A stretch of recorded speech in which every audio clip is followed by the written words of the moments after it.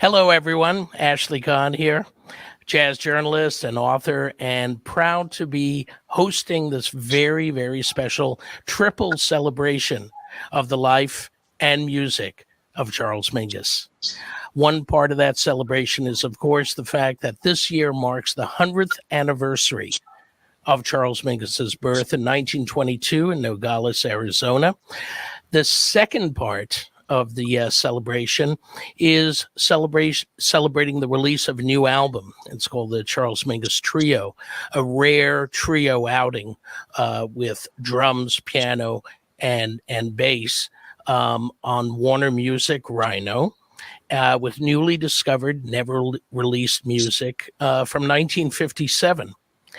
And we're also celebrating the fact that Mingus music is available on Qobuz, the music lover's choice for lossless and high-resolution streaming and downloads. And in fact, the panel discussion is being produced by our friends at Qobuz, where you can sign up for 1 month free. Thanks to them. Thanks also to Warner Music and Rhino, and also to the Charles Mingus Institute. We are extremely happy to have with us a panel of experts and witnesses and participants in the music of Charles Mingus, including Cy Johnson, pianist, arranger, journalist, chronicler of the modern jazz scene, and for many years, Mingus's arranger of choice. We also have with us Charles McPherson, who continues to be one of the strongest voices on the alto saxophone, who came out of Detroit originally, and for a very extended period was Charles Mingus's go-to alto voice in his groups from 1960 to 74. And of course, Charles continues to be a leading voice on that instrument with his own ensembles. He comes to us from San Diego. Cy is in New York. Helen Sung, pianist who has been on the scene for 15 years, one of the most exciting and most distinctive pianists out there, and who, when she is not leading her own ensembles, is part of the Mingus Big Band and often plays with them at their new home in Manhattan at the Django. And Helen comes to us from New York. Also with us are Florence Halfon from London, who with Warner Music, with her role at Warner Music, she's actually the one who discovered all this unreleased music that we're celebrating today as well. And lastly, we have with us Zach Kurisme from the Mingus Institute, very instrumental co-director of various projects, keeping the spirit and the music of Charles Mingus alive, and was also involved with this Mingus Three piano project that we're celebrating today as well. So welcome all. And we're going to start off by talking with Cy Johnson, who actually wrote the liner notes. Let me bring in the cover of the album here for the Mingus Trio. And Cy, I just want to throw it your way because you're, someone who has obviously both written and celebrated and been a participant in Mingus's music.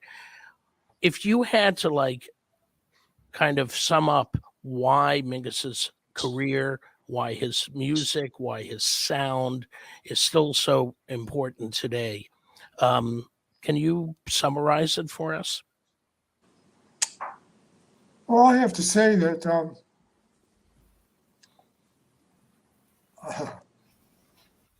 he was a force. And because he just as often put his foot in his mouth or stepped on wrong toes or whatever events prevailed with him. He was, I saw him flattened a few times. And it wasn't pretty. And, of course, he had real problems, one up in Bellevue, and pretty much gave up playing. Rode a bicycle around the village with cameras around his neck. And I don't know if anybody ever saw the pictures he took, but he was out there doing something. But no, Charles was larger than his own persona could handle. And so somehow or another that carried him through whatever the crisis in his life was. And it enabled him to make a comeback. He was very resilient, and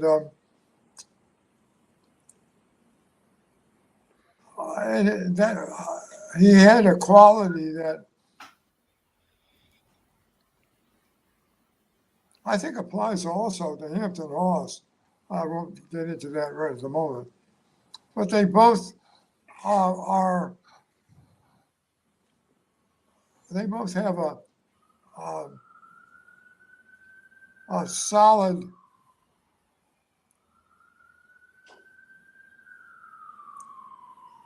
unbreakable skull, or whatever you want to call it. And and they just create a bigger impression. It's their nature. And so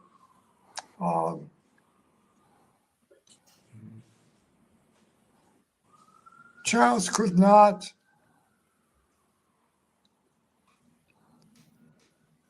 regardless of how something started, he couldn't let go of it, and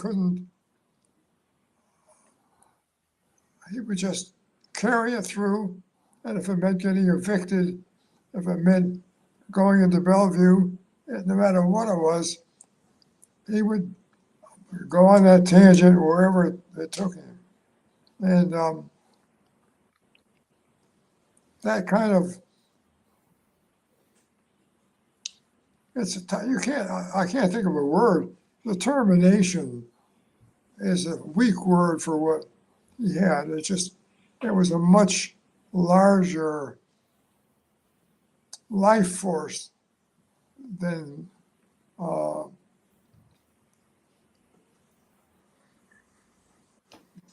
most human beings.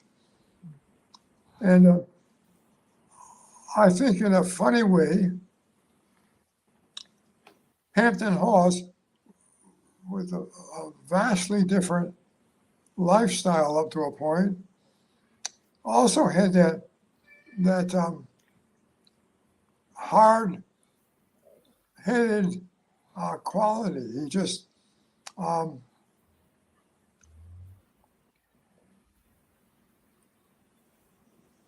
was bigger than he needed to be. And the result was that he also made an outsized impression. And so it was interesting to see them get together and that, I don't know how you would call this album. You can't really.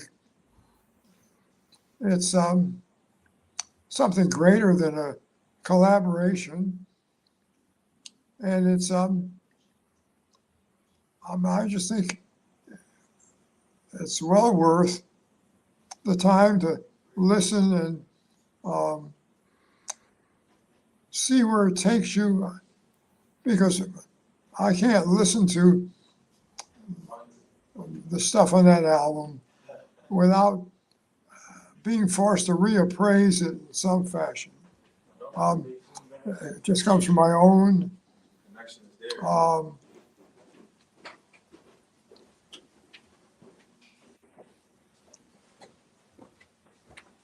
self, and Si, would you like to maybe we can play one of the tracks? what a magnificent, you just lifted me out of the doldrums. I believe that's one of the tracks that you certainly write well about, but that you were excited about was Summertime. So Yes. why don't we listen to that now, and then you can comment afterwards. Okay.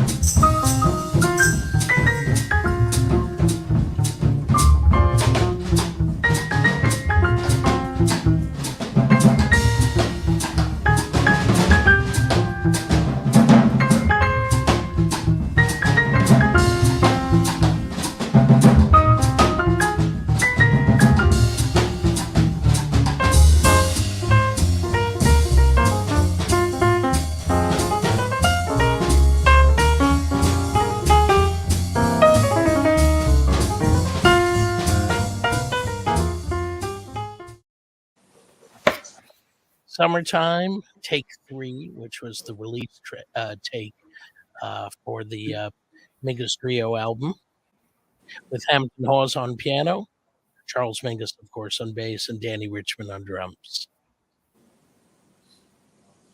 So what about that track reaches out?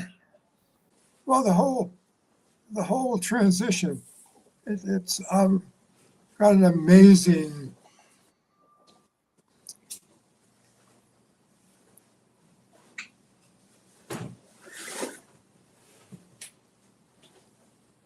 I was going to say, I wish I'd heard it myself. Yeah, I know. We could try playing it again, and I don't know what's going on your end, why you didn't hear it.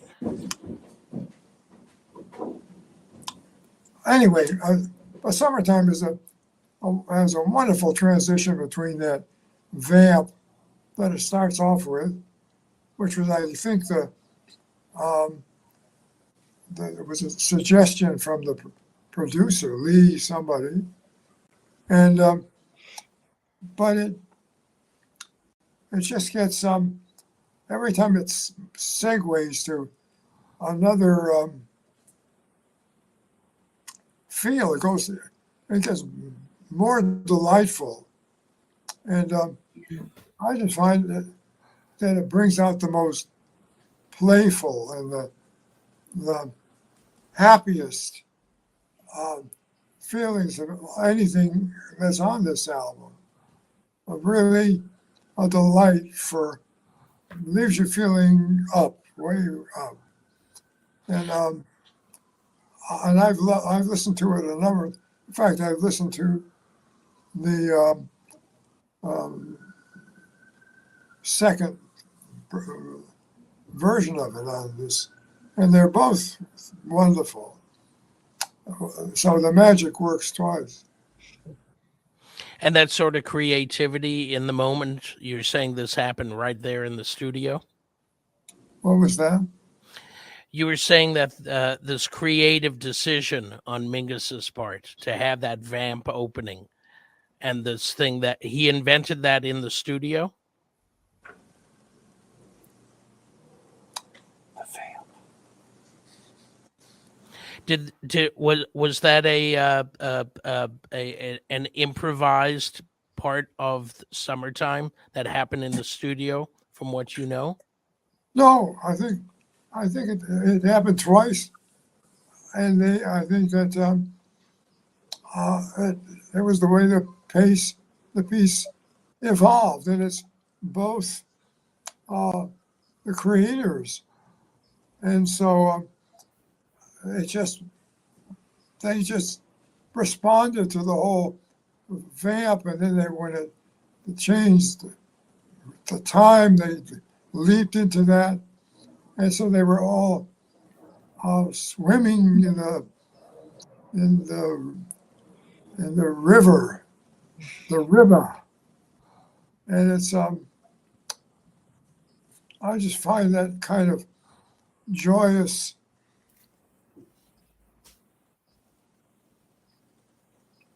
lust,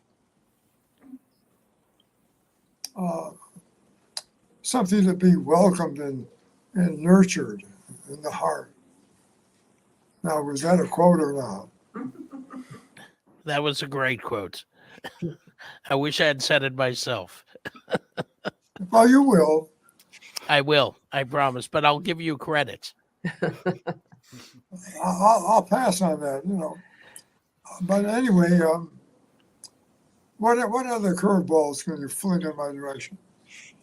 I was just going to ask. I mean, this album from 1957 obviously is just one part of the Mingus story.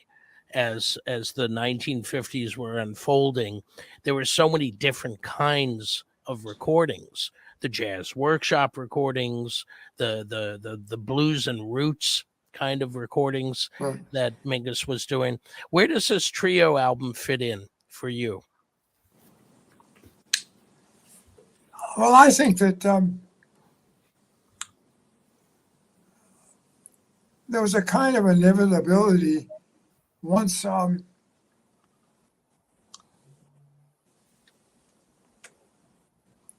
got involved in it, because he's another strong player. And what I found interesting is that everybody talks about his admiration for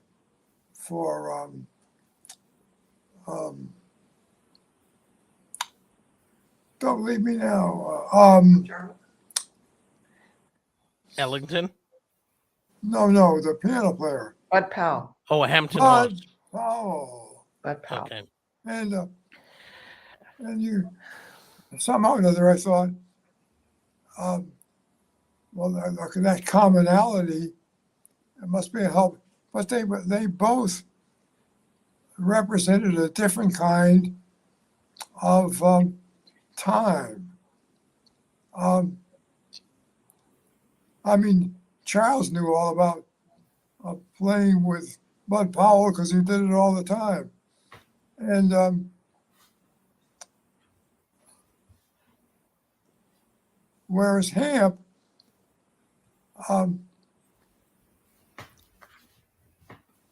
got his idea of what that time represented from some other source inside, so that they were not measurable against each other. And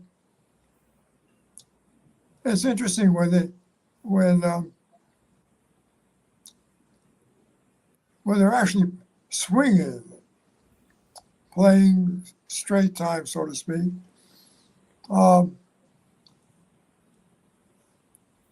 You can hear that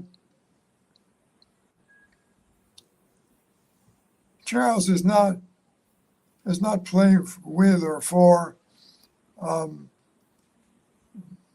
Bud Powell. He's accommodating a guy who has his own version of that time, and they don't marry necessarily, but because they don't, they create some interesting opportunities for them to ebb and flow, to come to terms with each other. And so That's a great way of putting it, Si. I think what you're describing, another way I would say, the kind of tension between their different voices, between right. Mingus and Hamp. Yeah, well, you know, Hamp, I heard a lot of Hamp before I in Los Angeles at the Hague, and he was brilliant there. One thing I didn't hear a lot of back then was a lot of arpeggios, and there was something about adding that element to his vocabulary, which seemed, to my biased ear, a little bit overdone, and sort of avoiding the task of saying something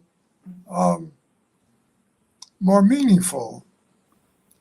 On arpeggio, it's just a sweep of the hand, and you know, it doesn't tell the story. I understand. Yeah.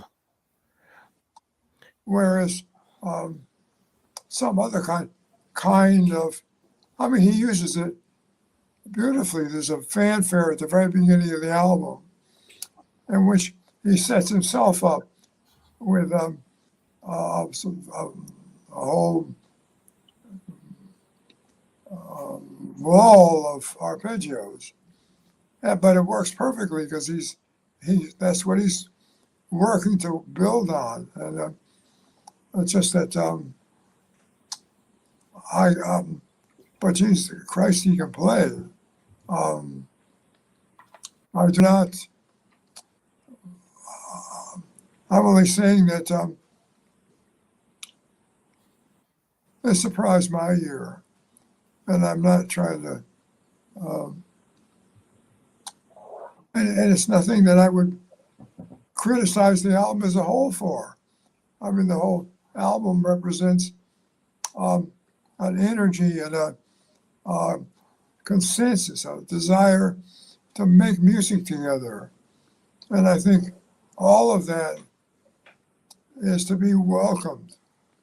And I have no idea how they worked it out together in the studio, but I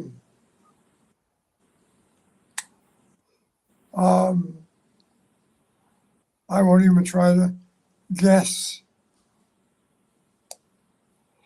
All I know is that the album really represents a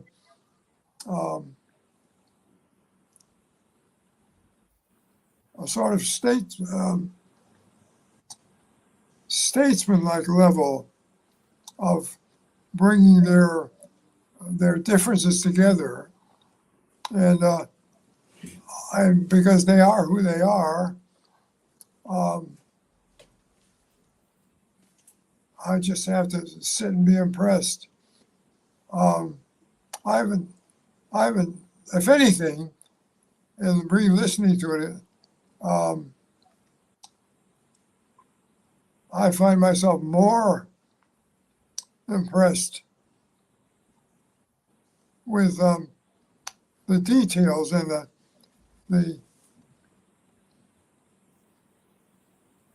the whole aura they send up. It's a very positive product of these two similar minded and similar powerful musicians.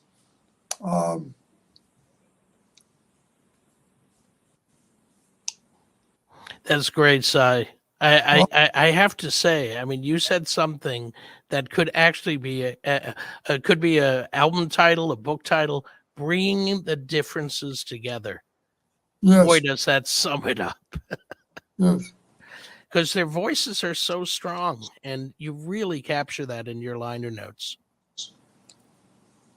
Thank you. Yes, and I think that I think they felt the whole. I don't want to call it responsibility. It never got to be that serious or that scholastic a thought. They were just there to make music, and to the extent that they did, God bless them all.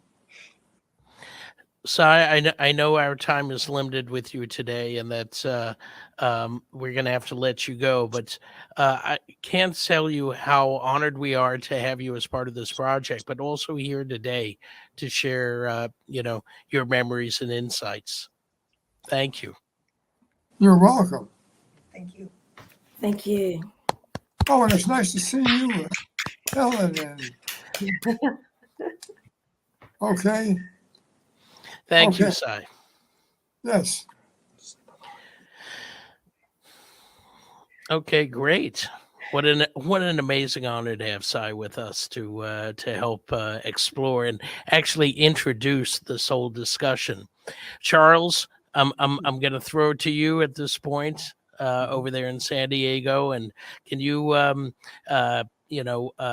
kind of connect us to the both the music from this album, but also Charles in general, wherever you want to take it at this point. Mm-hmm. Well, as Cy said earlier, Mingus as a personality was a force, and he was a complicated person. He had a lot of moving parts, and that's what actually gave him dimension. Is all of these moving parts, and the fact that he was a complicated person, but it manifested in his dimension as a composer and as a musician. So, and he also was daring. In other words, he dared. Sometimes he wasn't always right. Quite often he was. But he was honest, brutally honest, and what you saw is what you got. There were no really hidden parts. He was out there. How he felt, how he thought about anything was very evident. There were no hidden agendas, and quite often that can be controversial. And you can call it what you want. I mean, you don't have to put morality on it, right or wrong. It just is.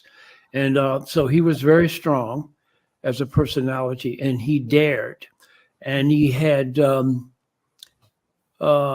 thrust of his personality was very strong.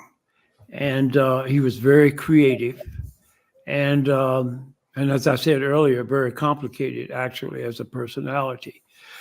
And all of those things, right or wrong, actually pretty much is the DNA of what art is about. And artists are quite often complicated. And Mingus was all of that. Now, this particular record is very interesting because to me, I mean, there is the element of spontaneity is there, and that's what makes it exciting. But the spontaneity and the whole feeling of that is present in this CD. I think Cy was definitely emphasizing that aspect of it. Yeah, and that it was is the moment in time, you know. Yeah, and that's exactly what I mean. To me, that's what jazz is. That's one aspect of it that's very compelling. So true. It's also the aspect that makes it very difficult and a difficult music, is because that in order for, and my take on it, in order for jazz to be what I think it is or should be, it should have this element of spontaneity, and but at the same time, it should have the element of organization as well. So therein lies the dichotomy in a way. But this I think this CD represents that, and yeah. So it's like the tune we what was it? Summertime. Summertime. The intro. Yeah, the intro is like it's like a great intro, and it's just a very nice arrangement and novel, and it does have this. It's not just, it's music played with a force, and that's what it should be. You know, Mingus used to use a term called when I played with him, if we played his compositions too cleanly, he wasn't particularly happy with that. And if we were too raggedy, he wasn't happy with that. And he came up with a term, and he said, what I like is organized chaos. And I'm like very young, I'm in my early 20s, and that to me is kind of a contradiction in terms, at least verbally. So I was trying to wrap my head around what he meant, but I found out what he meant, and really it's just what I was just talking about earlier, that music should have, the two aspects, this organization and also spontaneity at the same time. And so I think it was Schoenberg that said, it might have been Schillinger, I can't remember, but basically it nails it. He said that written music should sound improvised, and improvised music should sound written. And that's pretty much what Mingus meant. And to me, that is one of the important DNA of any music. You should have to maintain the spontaneous thing with organization at the same time. I guess how every master musician straddles that divide kind of defines their character. And Mingus's music has such a strong and enduring character to it. Should we hear another track? And yeah. Okay. Why don't we hear a little bit? Speaking of Mingus's own compositions, but also the way that he would draw inspiration from source material. Let's hear Dizzy Moods, part of that track.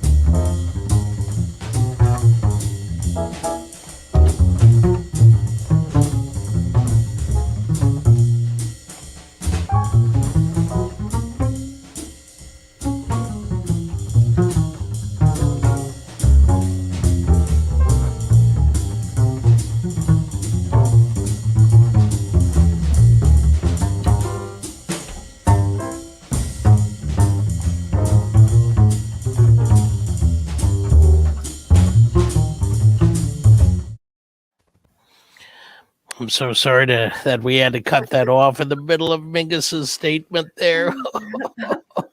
But Charles, I have to say that when I look back over the this incredible legacy, this incredible tradition that we are always needing to celebrate, there are so few legends who are there with that triple threat as a band leader, as a composer, and as a player.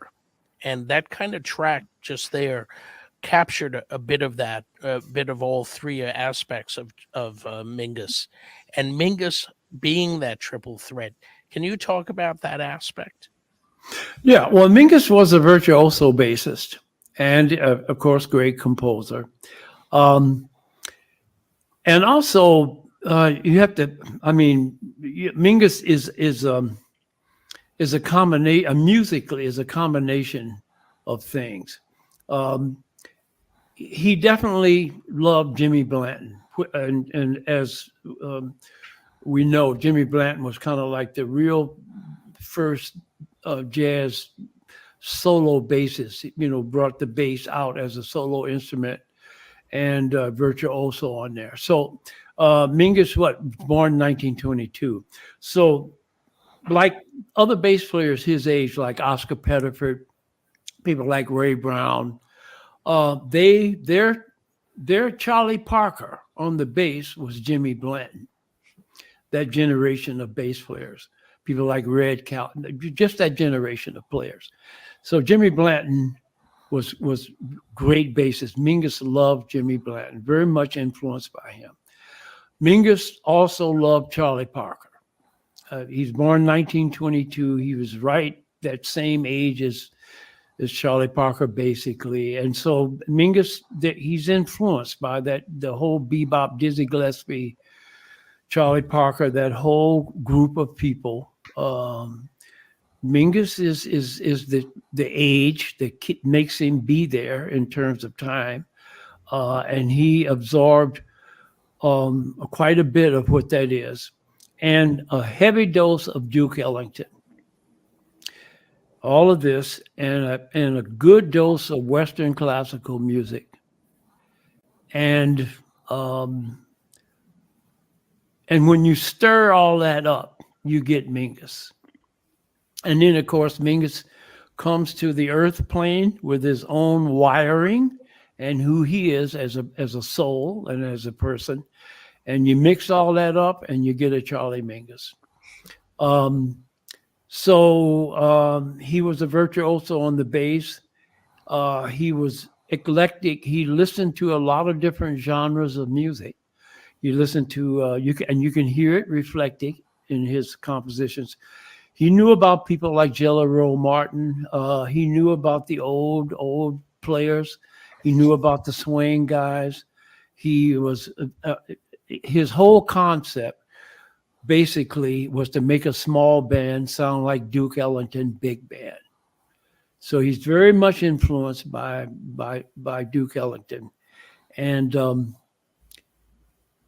then all those moving parts, that's how you get a Mingus. So, and he was a great composer. I mean, Mingus had the ability to write from every emotional aspect. And this is what I mean when I say complicated personalities can be great artists, because they understand and they feel everything it is to be human, every emotionality that a human being feels, from great sadness to ecstasy and joy and everything in the middle. All these are human qualities. And a great artist, if they're supposed to be great, are supposed to be able to use their art and portray every human emotion it is. That, to me, is the way, that's my yardstick for judging great artists. So having dimension, you must have that in order to be able to compose and play and represent all the human feelings. And in order for you to play them, write them, You must know what they feel like. You must know what deep depression feels like. You must know what great joy feels like. You must know just every human feeling it is. And Mingus pretty much did. And this had something to do with why he's, people would think of him as being complicated and whatever else. But yeah, and Mingus was able to write from protest, some like Fables of Faubus, some of those, Mingus was very much into what he considered injustices. He wrote to that. So he wrote from protest.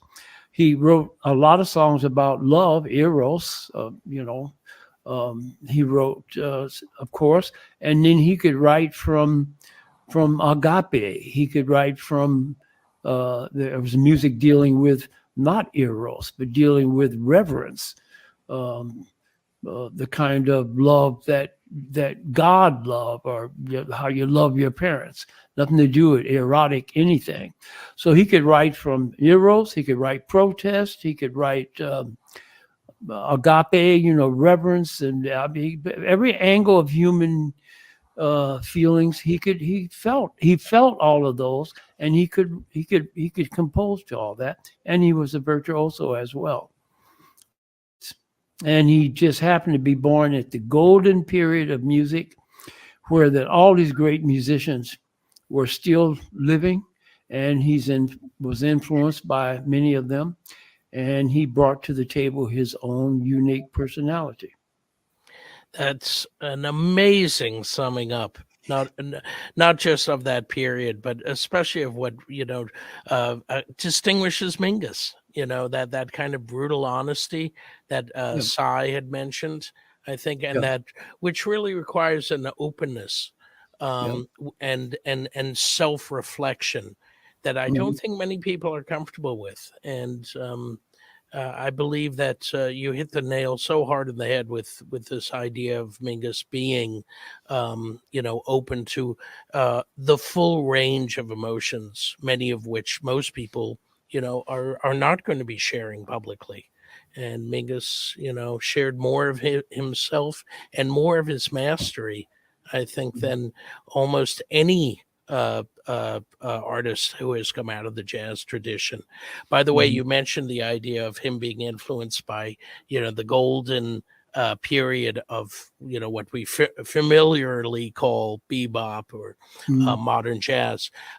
Dizzy's Mood, of course, which we just heard, is based, of course, on Dizzy Gillespie's tune, Woody and You, which, hence the title Dizzy's Mood. And it's such a great rendition on this album. And at this point, I want to turn it over to Helen, because Helen is kind of like myself, a kind of receiver of this mastery, this music, and we are doing what we can to keep it alive. But also, Helen, of course, you're deep inside the music, playing it with the Mingus Big Band. And by the way, while we have the great Charles McPherson with us, I don't want to be the only one asking questions of him. So if any of you guys have questions of Charles, please feel free to step in. But Helen, it's your turn. Tell us about your involvement and your reaction to Mingus's, stature, but also his music, of course.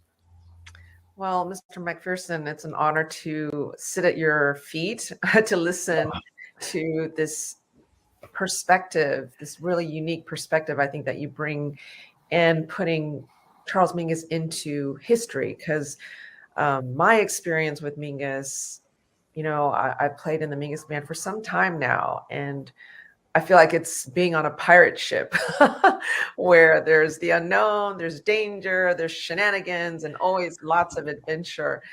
But musically, I just find it hard to put Mingus somewhere like in the lineage of the line of jazz history, because I think, as we've all said and heard, his personality is so outsized, his music is so wide ranging. So it was a real treat for me to hear this album where he's in the most classic of jazz formats, right? The piano trio. And, I was not that familiar with Hampton Hawes' playing. So it was really just a delight to hear just like, wow, there are parts of this album that sound just totally straight ahead to me, the feeling, the way the tunes are played and presented. But then, of course, when you listen closer, I just hear Mingus's restlessness and fingerprints all over each tune. We talked about the Summertime in that intro vamp that he plays, and I can't help but think of the other trio album that I associate with Mingus, which is Money Jungle, and it kind of reminds me of, because I think that came after this album, and it just reminds me of the intro by about 3 years. Okay, not that long then. Not that long, yeah. So it reminds me of the intro. It's different. I think it's actually the same key. I'm not 100% sure, of Florette Africaine. It's much more abstract in Money Jungle, but just like, oh, that reminds me of that. And then just, of course, him playing the melody on some of the tunes, and I'm just so impressed with the depth of Mingus's music making, like for the tune Laura, I felt like the way at the beginning when he was accompanying Hampton Hawes' playing of the melody, it felt like he was kind of doing a rendition of Tea for Two in the line that he was playing in his bass. So, I love how Danny Richmond plays these kind of just not as more unusual sounds with the drums. There's the tambourine and how they started Summertime, and then also them dropping out. Like, I think this was during Hamp's New Blues, where or maybe it was Back Home Blues, I can't remember, where the rhythm section just dropped out and let Hampton play for a chorus. I mean, we do that a lot in the Mingus Big Band. So just that element of spontaneity and freedom, and putting someone on the spot unexpectedly and making them walk the plank in some ways, it's just part of just the greatness of Mingus. And I remember when I switched to jazz from classical and wanting to bring the two together. And then when I played in the Mingus Big Band and got to play selections from Epitaph, I was like, oh, darn, somebody already did it so well. But, that just inspires me to find my own way, because I think that is the essence of this great music, which asks us, who are you and what do you have to say? And what do you want to say through this music? And Mingus definitely gave such a gift to the world, to music, to culture, to so much. So just I'm really just honored to be a part of it. And it's a part of me now as I continue on in my own journey. So it's so hard not to be touched by Mingus's music, and when you pass it on to younger players or younger fans, just music fans in general, what's I think very heartening today is that the way that people are listening, it's not jazz or this category or that category or old or new. We're in a sort of the streaming playlist generation, and that everybody's open to everything. Especially younger ears, and Mingus has such a stature even now with the present generation. Helen, you mentioned Laura, which is another great tune, and Charles, you were mentioning the kind of range of emotion. Why don't we hear a little excerpt from Laura, because you hear a totally different side of Mingus on this tune.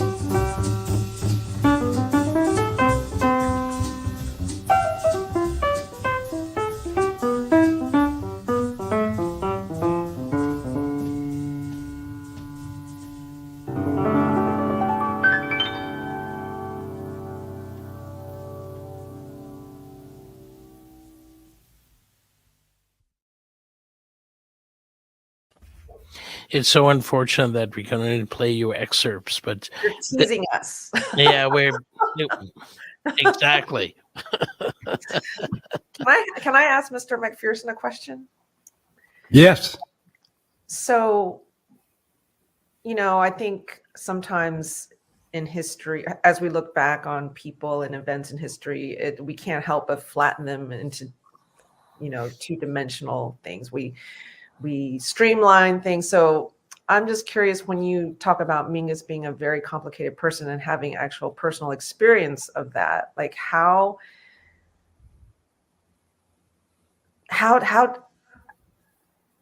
do you get past that as an artist? Like I think about, just things that Mingus did, which I think would have upset me greatly, like punching Jackie McLean and stuff like that. And like, how do you as a human being deal with that and continue to make music and be open to somebody? Yeah, I'm just curious. Well, I heard about that incident as well. So Mingus, obviously Mingus could be, he would resort to physicalities. And so that's been documented. And this is just representative of part of his personality. I saw many things working with him. Sometimes I would cringe at how he handled certain situations, and I wouldn't do it that way. However, quite often Mingus would be right in a lot of instances. And I've told this story before because it's got something to do with the complicated personality he was.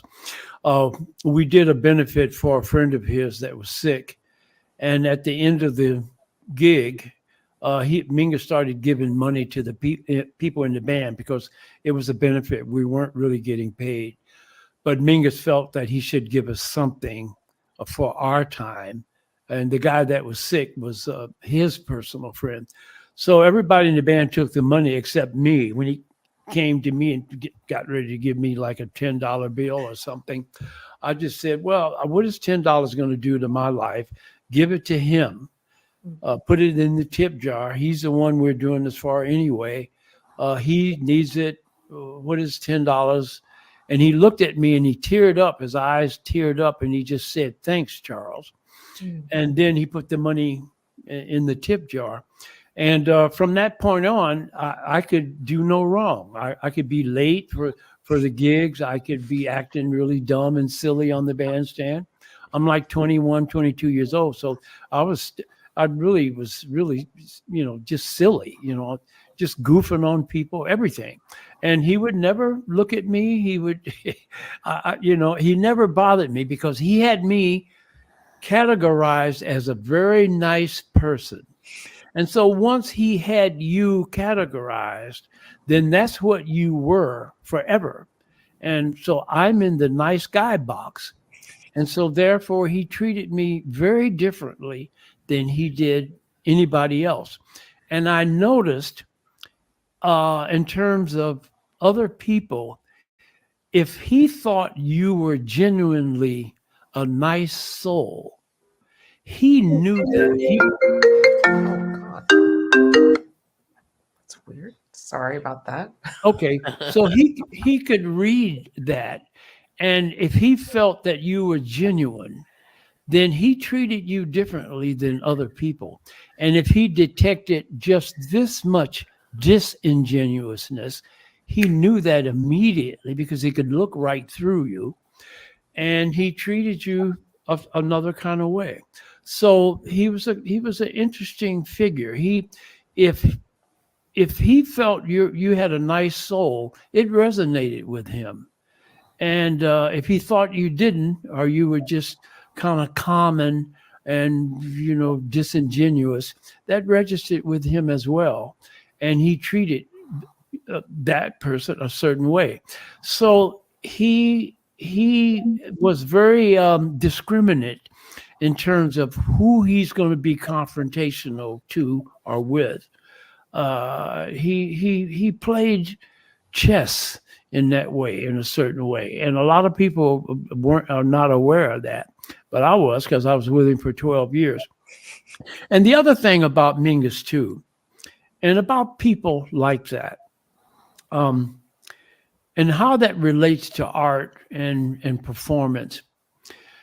To me, I think in order for the artist or anybody else to get the very best out of themselves when it comes to doing what it is you do, that you cannot have any element of narcissism in your consciousness at the moment of creation. You cannot have any kind of, there's a certain egoic aspect to self that cannot be present when you're in the act of creating. Now, it can be, and more often it is with most people. But what separates genius from just very good is, I think the genius type people are, while they are performing, there's no egoic sense or no narcissistic sense involved in the process. So therefore, you're getting whomever they are at a moment in time while they're doing what they're doing. And Mingus kind of was that kind of guy. Like him or not, he's naked as a jaybird. You can judge him, you can feel whatever you want to feel about him, but he is who he is. And so when he's playing music, when he's choosing a note to play as opposed to another note not to play, it has nothing to do with any egoic sense, any narcissistic aspect. It's just pure consciousness and creation in the moment in time. So when Mingus sort of did that, and this is what all great artists are some kind of way, this is what separates them from maybe everybody else, is that at the moment of creation, it's just pure consciousness, and they're open to receive all of the goodies that's there in the universe for everybody to actually have. No one owns this. The difference is some people are on the right radio station from the get-go to receive it. Mm-hmm. And this is what separates genius from very good, near genius, and all of this. And it's so simple that it's elusive. And certain people have that. And Mingus kind of had that. Charlie Parker had that. Bach had that. You know, it's not owned by anybody. It's free information right there available. And all we have to do as human beings is to plug in or get to the right radio station or frequency to receive the goodies. People like Mingus, people like Nikola Tesla, people like Charlie Parker, people like, Frank Lloyd Wright. It doesn't make any difference who they are. Man, woman, child, black, white, green, yellow. It has no difference at all. It's just information, and it's out there. And if you can make your consciousness open to receive, and then you have the craftsmanship to be able to execute, voila. And Mingus had that. Thank you. I just love that. And I just, again, appreciate everything Mingus went through, everything he felt, like you said, the whole spectrum from the greatest ecstasy to the deepest lows, like just because I think artists pay a price in that, feeling all those things and still. You do pay a price. There is a price. Bringing it, yeah, but still that alchemy and sharing it through music. It's that's true. It's a privilege. Yeah. And the thing for us or any artist is to be, if you're going to be like a live wire, then you must have develop the capacity to be to be able to survive that kind of sensitivity, you got to develop some strength as well.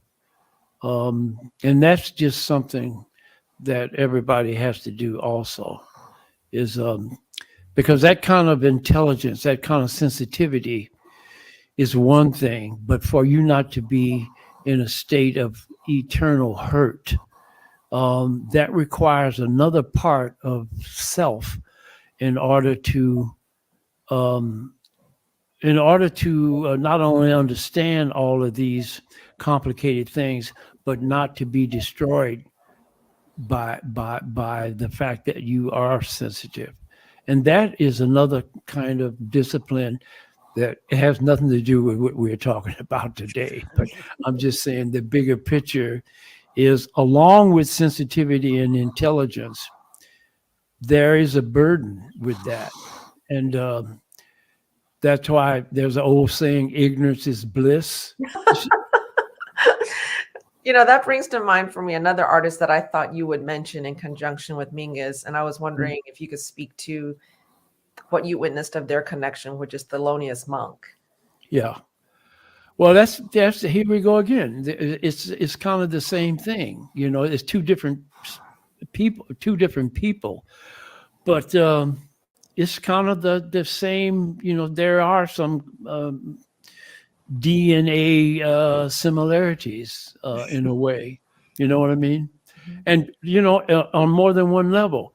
Again, Thelonious Monk is a Duke Ellington, a lover of Duke Ellington. Yep. So if anybody knows anything about Duke Ellington, then they will realize that Thelonious Monk is just like Mingus in that regard. Duke Ellington was so influential to people from that generation, people born in 1920, 1922, 1917. Duke Ellington was born in 1898 or 1899. Very sophisticated person, very complicated, very intelligent, very harmonically astute. He had all of these qualities that people born in 1920, 22, Duke Ellington was their hero. He was the hero to Charlie Parker, Thelonious Monk, Mingus, a lot of people. And so the interesting thing about all this stuff, whether we're talking about Mingus or Monk or whomever we're talking about, none of these people just come out of the womb full blown. They are all connected to some other great musician or great, they all come from, there is a connection. So they're connected to people, and all they do is they bring their, everything they learned from their heroes, and then they make it their own, and they stir the soup up, and voila, it becomes just a branch on the tree. But they all come from somebody. So a lot of people came from Duke Ellington. A lot of people came from Louis Armstrong. So it's all connected up. It's the same thing with science. I mean, you got Stephen Hawking, but if you didn't have if you didn't have Newton, no Stephen Hawking. If you didn't have that, no Einstein. So everything is connected up some sort of way. And it's no different than music or, art or anything. Stravinsky, flat out, comes from Rimsky-Korsakov and other people. So everybody's connected some kind of way.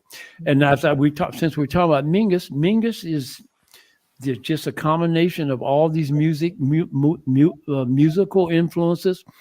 And he comes to the table with his own wiring. He takes that information that came before him. He's influenced by it, and just because he's a personality and he has thrust himself, and he just stirs up the soup, and it comes out Mingus. It comes out Thelonious Monk. It's a very organic process. Everything is connected to everything else. And the thing about Mingus and Monk is these people,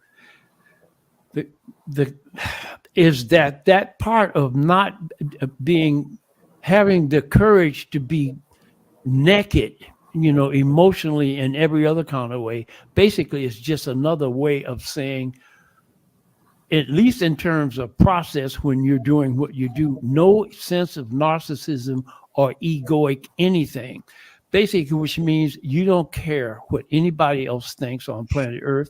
This is who you are. You're doing what you're doing now, and you do it. And there's no other thing occupying space in consciousness other than the pursuit of an idea that you're doing now. And that is what they have in common. Monk was that very same way. Did not give a damn about what anybody thought about him. Didn't care what anybody thought about how he played. Had nothing to do with his process. And he's just into pure creation from his standpoint. Awesome.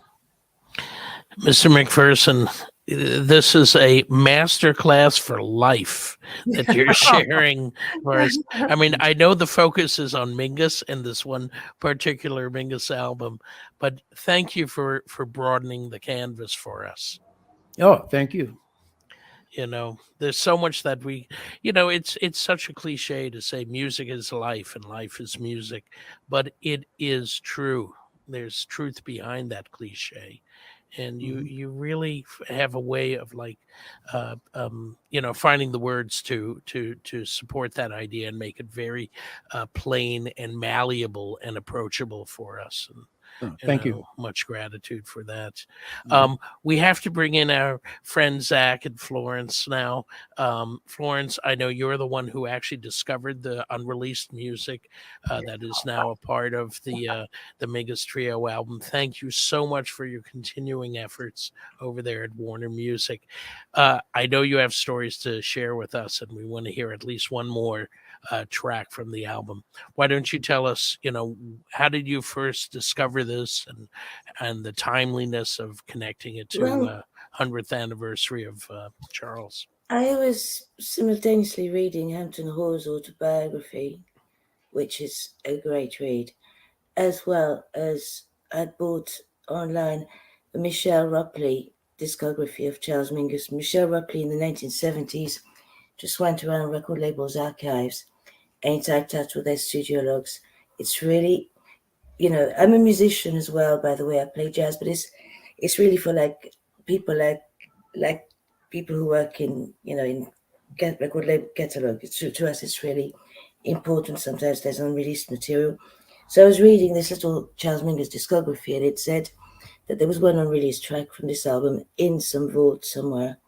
So I ordered the tapes, and someone said, actually, meaning that the archive is now in Warner Music hands. The archive from the label Jubilee was part of the Roulette group of label run by a very infamous man called Maurice Levi, who was pretty much a criminal it's the days of, when the mafia ran, and the Jubilee Records was one of the labels that Roulette had bought, and Parlophone Records, particularly exactly in the 1980s, bought the Roulette Masters, and the tapes were in London. And anyway, all these outtakes showed up.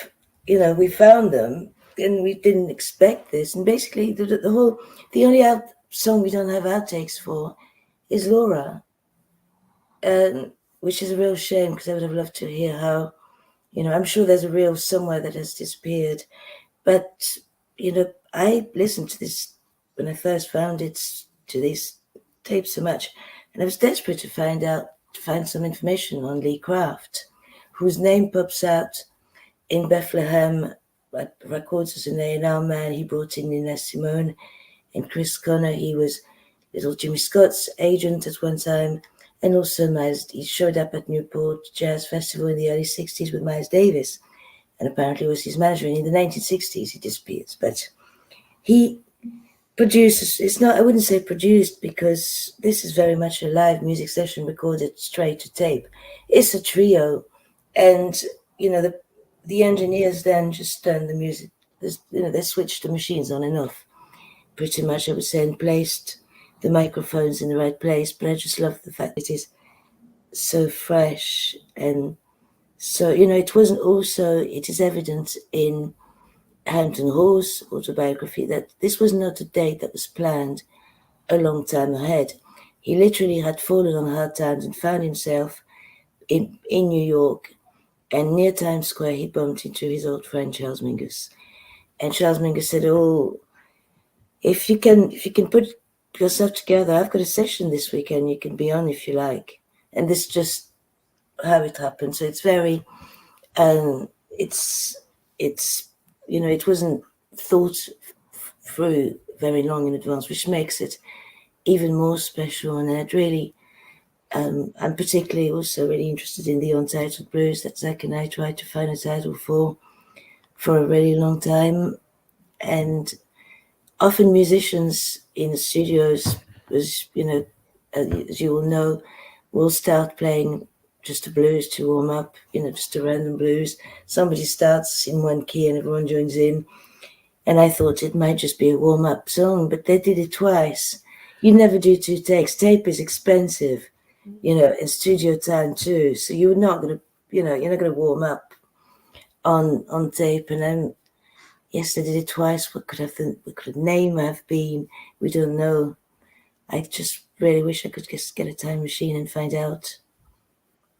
That's an amazing story about how you found this through Hampton Hall's autobiography, which I can say is absolutely one of the more open, honest, revealing autobiographies out there from the jazz tradition, along with, of course, Charles Mingus's Beneath the Beneath the Underdog. Underdog. Yes. You know, Hampton Hall's autobiography actually won an award in 1975 before music autobiographies became a thing, you know, like I think Charles Mingus and Hampton Hall's were some of the first. People didn't really write them very often. why don't we hear one of those tracks that I know was very special to you, and why didn't you set it up, Florence? Untitled Blues. Yes, Yes. but set it up yourself. Or Oh, set it up myself. What do you mean? as Talk in, about- introduce it, give us introduce it. some Oh, information. sorry, I was talking about it just earlier when we lost you. Well, Untitled Blues, at first was, I thought when the very first time I heard the tapes, I thought it was a warm-up in the studio. Jazz musicians always play a blues, you know, like somebody starts in one key, everyone joins in, that's how you warm, you know, that's how most people like to warm up that way. And I thought it was that, but then they took two takes of it. And studio times is expensive, and so is tape, you know, and I thought this is kind of, so, you know, I'd already started talking to Zach, and I said, you know, Zach, do you know what this song could be? He said, oh, well, I don't know, but I would ask. So, you know, he went around asking, you know, to everybody who knew Charles Mingus well, and no one could find out. So, you know, and I can't hear anybody saying actually what it is. You know, it just take one or take two. Well, let's hear it now. Well, actually, if you play the whole thing, maybe somebody in the audience will know what it is. I'm just teasing. We were hoping. I wish we could. I wish we could. You know, Zach, I'd be really pleased. do you want to? Because you were part of that search. Yeah, you know, it was a really interesting discovery. You know, when we first started speaking with Florence about this release, you know, the outtakes were, you know, the priority here because this, you know, this album has already come out. So it was really interesting to hear them for the first time because, like, you know, how Florence just said, it was kind of confusing with like what the meaning was, whether it was you know, an actual song or like a warm up. And having two takes, it's clear that this was intended with this release. You know, we spent some time listening through it, and I sent it along to a bunch of our Mingus aficionados to help us identify anything, you know, And there really isn't a moment in the song that nods towards like a certain melody.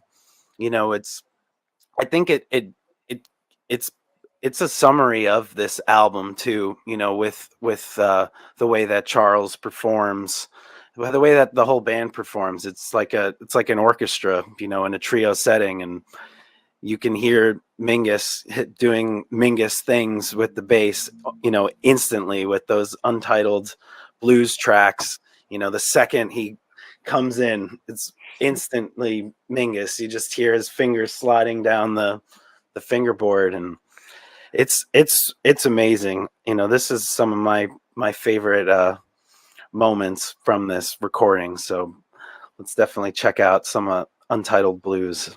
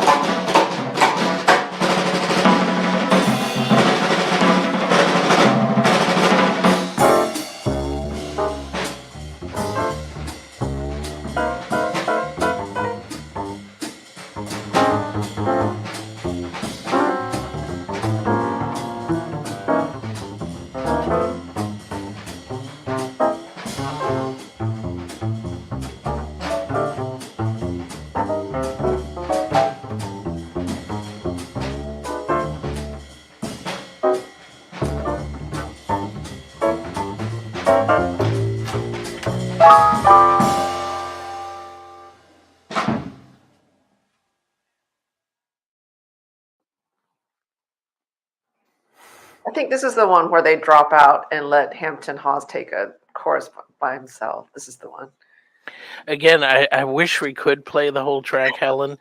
You know, unfortunately, you know, streaming being what it is, and you know, we will get our hands slapped if we go above or beyond a certain time duration on some tracks. And you know, we want to make this available to as many people as possible, and of course, through such great services as Qobuz, this music is abundantly available, you know, through streaming.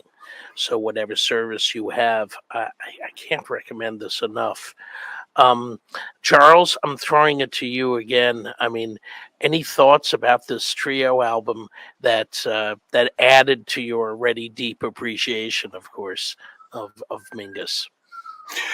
Well, you know, Mingus's bass sound that he is getting is beautiful, actually, and his quarter note, his playing, just his groove, the groove he's getting, I must say,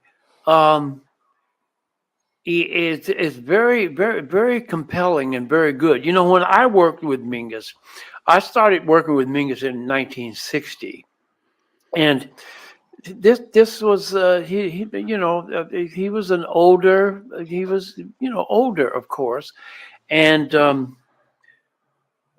there was greatness happening, you know, with Mingus's composition and what he was doing in the 60s and all of that. But after listening to Mingus, some of these things here, which is like the 50s and late 50s.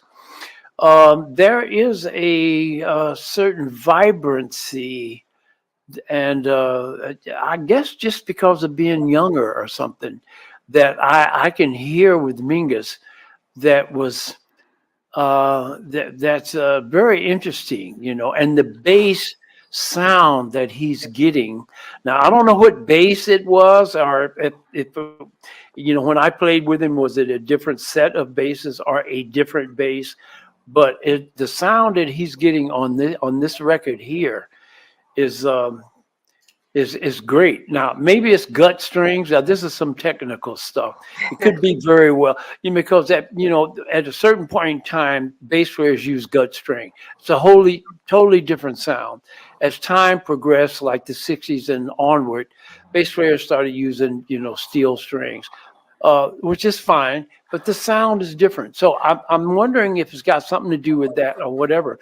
But Mingus's groove and his quarter note feel is just beautiful on this, and the tone that he's getting, and there is an exuberance that I can feel from everybody, Mingus and Hampton Halls as well, and Danny Richmond. This sounds great on there.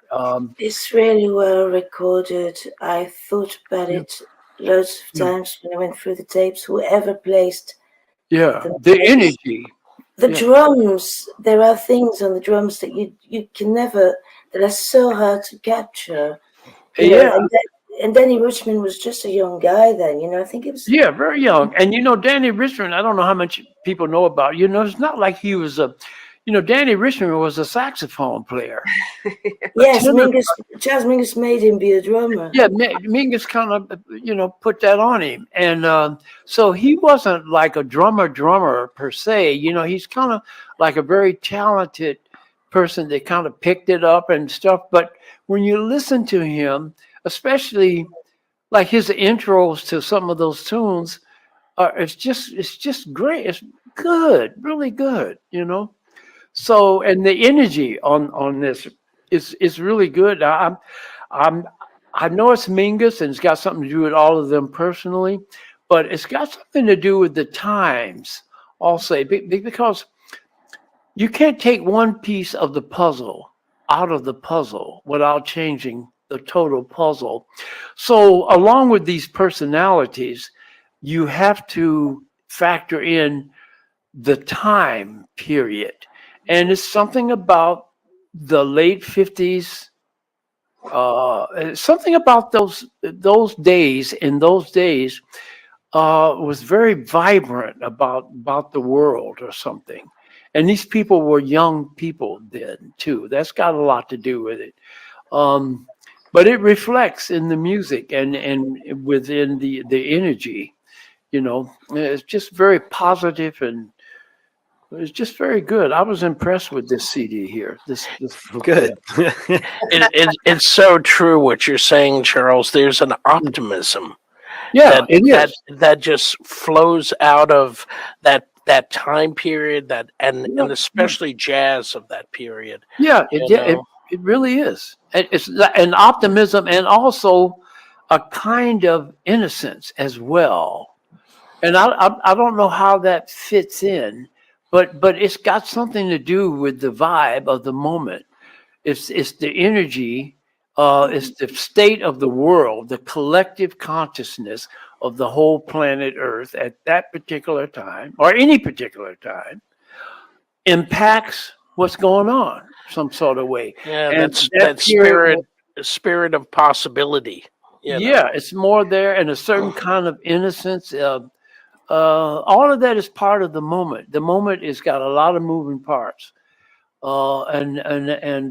this is just a snapshot in time, and it's dealing with a bunch of musicians from that period and great musicians, and of course Mingus being who he is, and it just reflects the moment that's being expressed artistically and musically, and it's some very interesting, Zach, I know you can speak to this. That 1957 was a very busy year with a lot of different projects happening. And this is just one of the gems that came out of that year. Oh yeah. I was doing some more research about this time in general, about Charles's life. And honestly, I think that this Mingus 3 recording is one of the first recordings with Danny Richmond, also with Charles. And what's also interesting too is that I think less than a week later, Charles recorded Tijuana Moods, and also used the same song Dizzy Moods on both albums. And it's just really interesting because that's kind of what Mr. McPherson was talking about before, with how Charles treated smaller ensembles to make them sound larger. And the Tijuana Moods record is a perfect example of that, because it really expands, and showcases. It's not a big group, but it sounds like a bigger group. And that song Dizzy Moods is there as well. And it really developed like over a week of just time. And existing already. It's really interesting.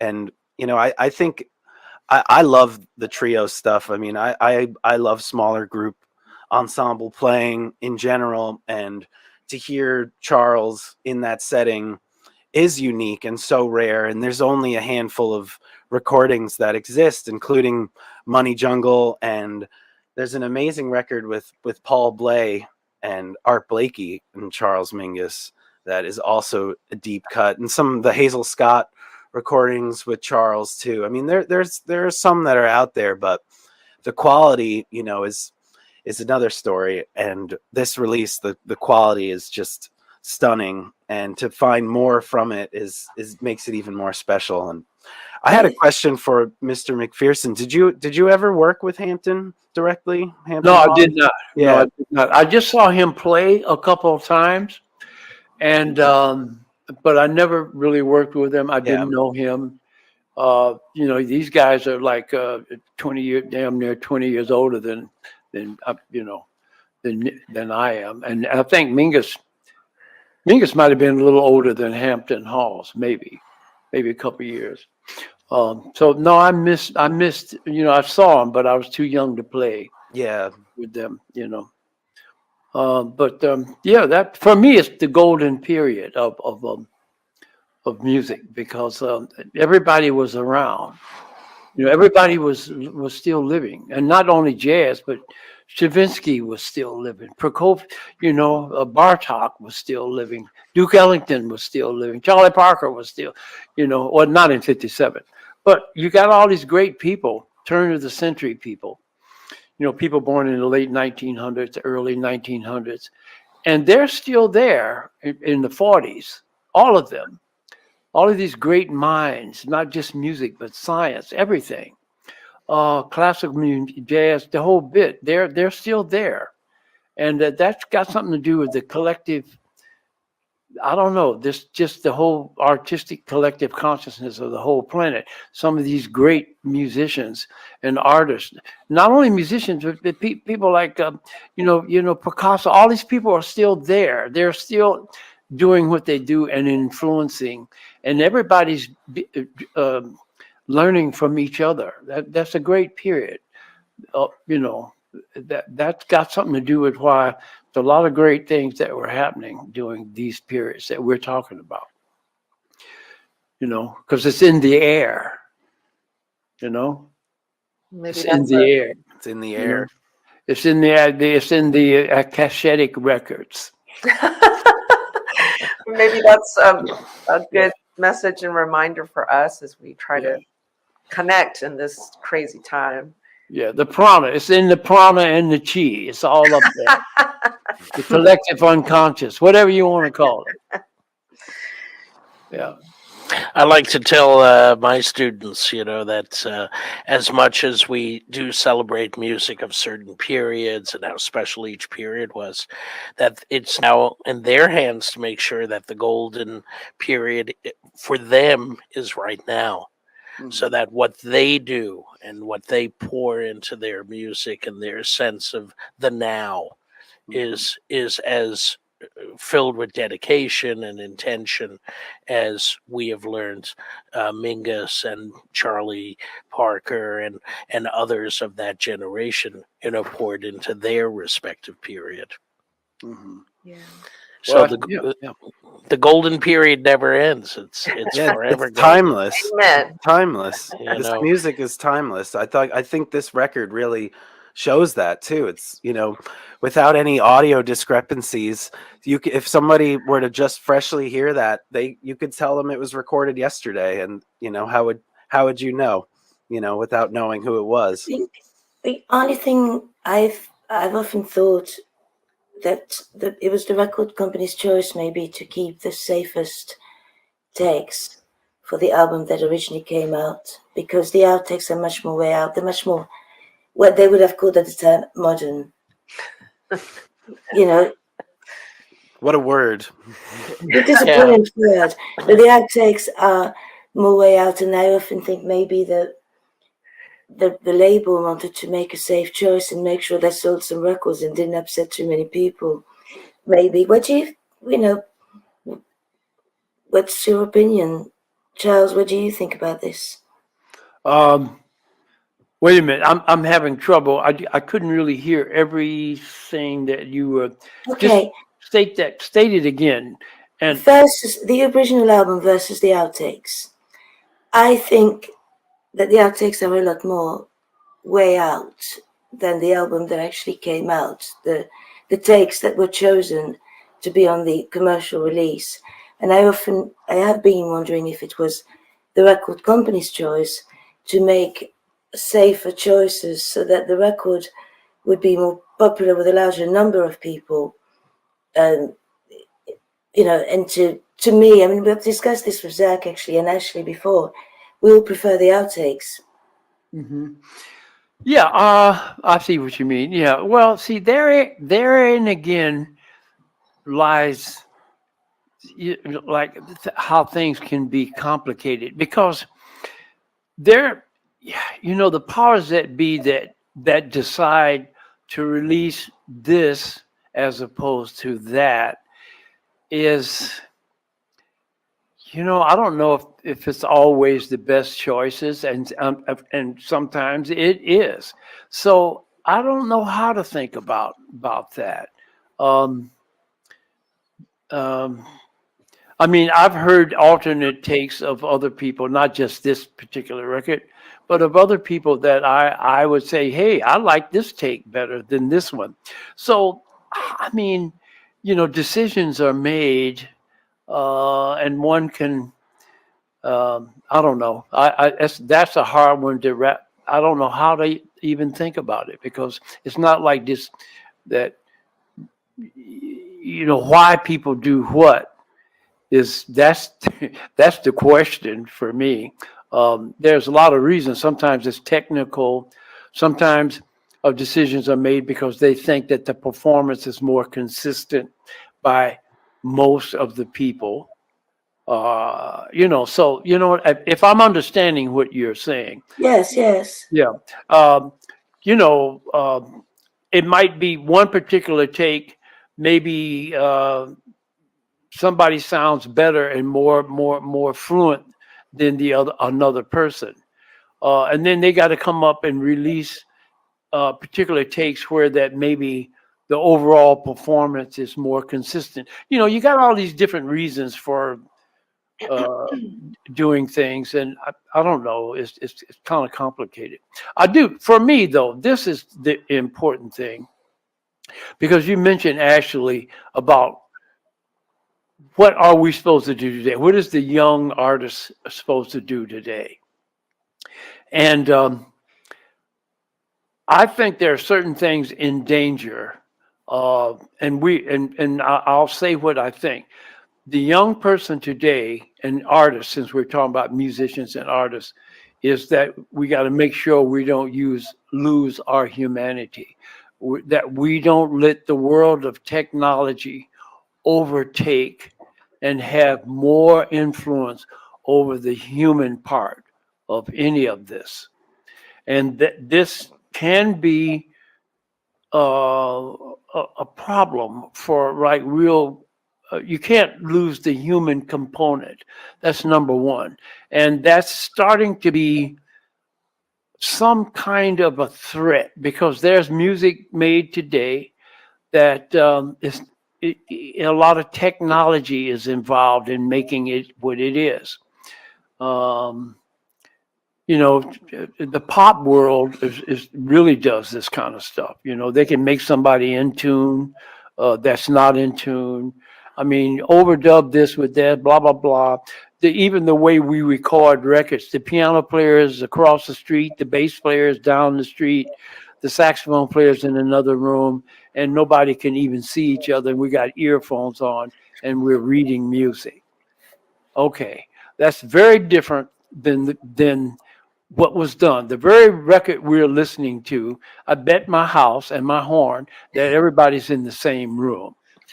Oh, yes, they are. Okay. Yes. All right. Okay. Now, this is what I mean by the subtle loss of the human component in all of this. For the sake of making the technology whatever it is, there is a sacrifice of the human element. So because we want things to be clean and they don't bleed into the other mic, so that means the bass player is in this room, horn player is over there. Now that's satisfying some kind of technical something. But the synergy and the symbiosis that happens with human beings playing music in the same room where they can not only hear each other, they can see each other. There is a human component that's got something to do with all of this creation stuff that's more important than the technology. Sorry to say, it just is. So what I'm saying is that for today's world, is some kind of way, find a way to still deal with the technology because it is what it is, but don't lose the human part of any of this stuff. And there is a very sneaky, subtle way that can just disappear right before your eyes. And you can accept it and say, well, that's just the trajectory of progress. Not necessarily. Who said progress has to proceed in that manner? That's just a mindset, and it's not written in blood in the universe. That's a societal thing, and it's not written in blood. And there's a way to think about these things. And so it's important that the player doesn't lose the humanity. People are being born. The DNA is no better or worse than what it was. What is different is the society around it. And we got to be careful with that. There are brilliant people that are living today right now. But in order for them to be as great as some of those people that we are talking about and revering today, we got to realize that the world was different then. There is a certain kind of, it's different. Money wasn't as, you can tell people like Charlie Mingus and these people, of course they needed money to be able to pay rent, to educate their children, take care of themselves. Yes, money is important. But these people played music, and what gave them the note or the 8 B's to play that was compelling for them to write it down or play it, I bet money that they're not thinking of one dime about it. That's not true today. There's it's like a lot of musicians don't even think about writing 8 bars of anything without also thinking, is this going to be money? Is this going to appeal to the right demographic? How is this going to sell? Now, all of that is very human. It's understandable in a capitalistic society. However, it might be slightly anti-art. So it's like, what God are you going to worship? Which one? Because there's a lot of them. And there's a lot of different ways. And I think the farther back you go, you get more of a certain kind of purity of creation based on this is what I feel and what's compelling for me for the moment. And I don't care nothing about the money, even though I want money, but that's not the genesis of this musical thought. It has nothing to do with it. And that's not necessarily the case now. I mean, you can talk to a young musician of the day and they will say, well, I got to ask my agent this or something, or whatever. It's not the world of business, which is very necessary, but it's got to be in its place. And you got to know how to negotiate art and money and business. And that's walking a very thin tightrope, and also how not to lose the human aspect in playing and creating in today's world, is to be able to keep that and still, take care of your family and make money. But you got to really be a chess player these days, because there's a lot of ways to miss the point, the real point,